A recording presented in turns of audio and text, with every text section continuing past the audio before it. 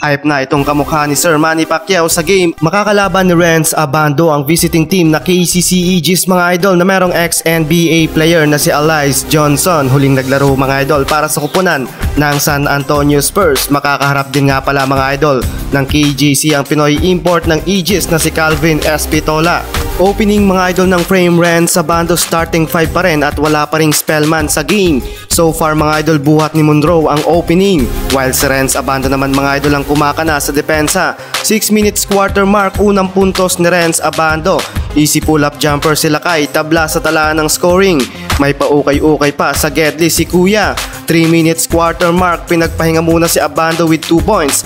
And the first quarter up by 3 points ang kalaban, 24-27.